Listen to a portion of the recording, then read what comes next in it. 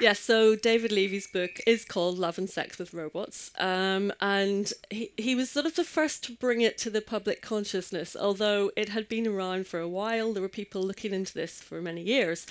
And actually, the whole idea goes way, way back in history. And we see it through sci-fi narratives, and we see it in stories and films.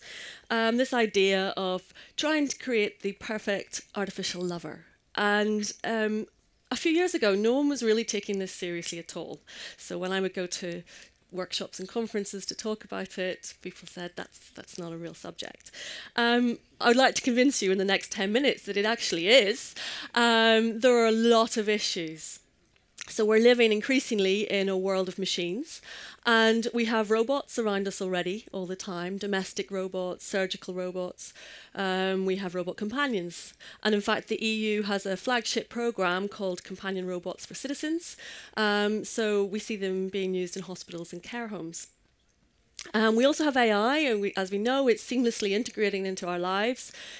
Chatbots for customer service, digital assistants in the home, and machine learning being used for things like fintech. So it's taking off, and people are acting very naturally with this technology. It's become a very natural thing to do. But then, are we going to get even closer? So this year has seen the unveiling of the first proto-sex robot, really commercially, although people have been developing interesting variations for years now. So there's a company called Abyss Creations in California, and they have made, they make love dolls. They make these silicone, posable, articulated, mostly women, and mostly hypersexualized versions of women, dolls for people to buy. And this year they have introduced one with AI, Harmony AI, their own in-house AI team. So it's just about to be launched as far as I know. So this is actually happening, but you know, what is the point? Where is it going to go? So I think that there are a number of aspects to this, and we know that people get very attached to companion robots. We know that. We've already got that evidence. We've already got that knowledge.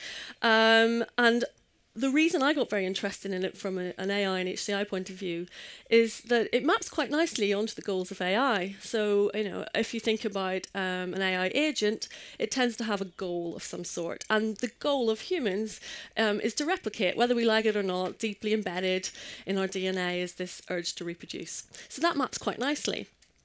And then if you think about the social side, the embodied side, the ecological side, it's a very social activity, and you don't get more embodied than having sex. So I think from an AI perspective, you know, what happens if we make a machine, if we make a human-like machine, do we want it to represent us with the things that are really important to us, and this chemical madness that goes on in our head when we fall in love or when we have sex?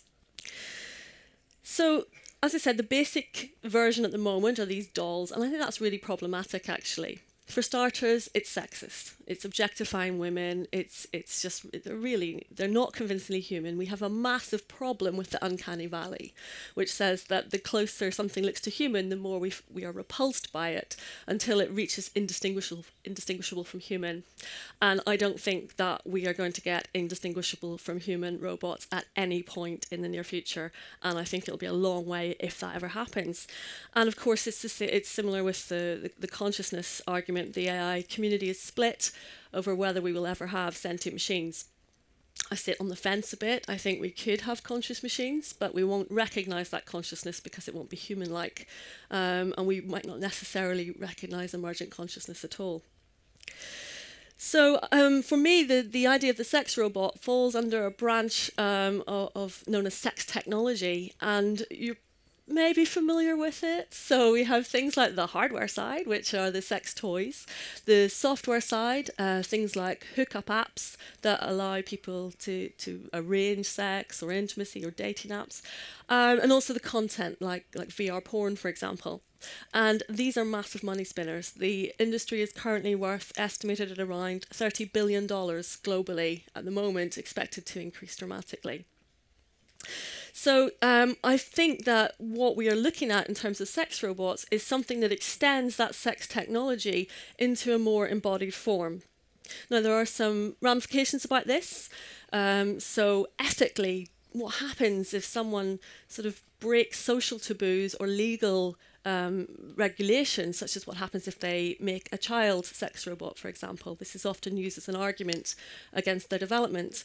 I do think that's problematic, but there are two sides to that. The first is that it may be that it allows perhaps a sex offender to have a proxy, to have a safe place to explore and to kind of sate desire. At the same time, there's the escalation hypothesis where this could lead to further abuse as a gateway. We don't know. We haven't got the answers to that yet.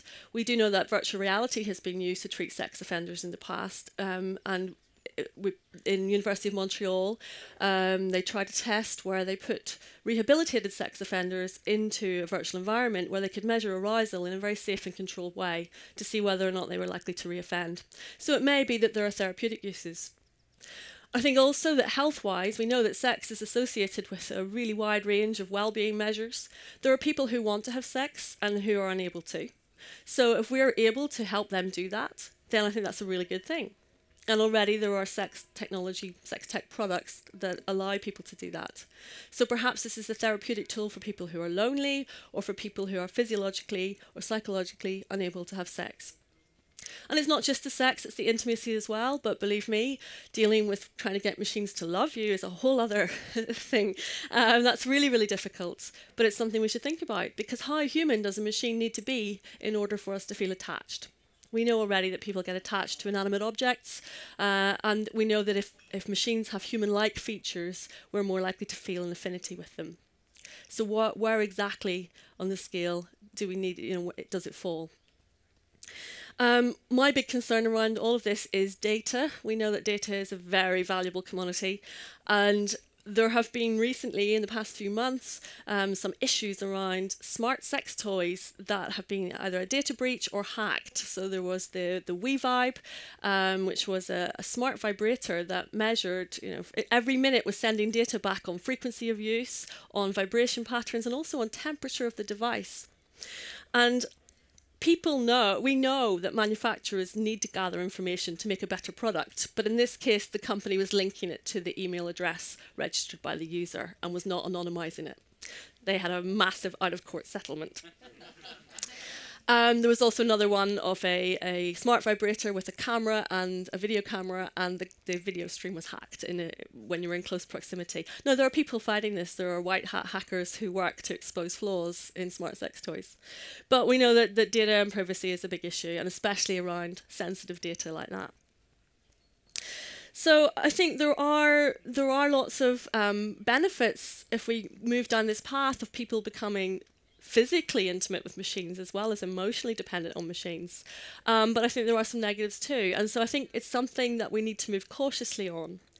But I think that if we don't do it, if we don't shape that the way we want, which is, for me, is to make something that's fair, that's equal, that's diverse, if we don't do that, there are plenty of people who are going to either perpetuate this narrative of a very sexist and unfair playing field. I think we need to move that and shape that, because there are, for example, the porn industry, there's a lot of exploitation goes on there, but they've got a lot of money and a lot of influence on technology. So, we should be trying to steer it in a pretty much a more ethical direction.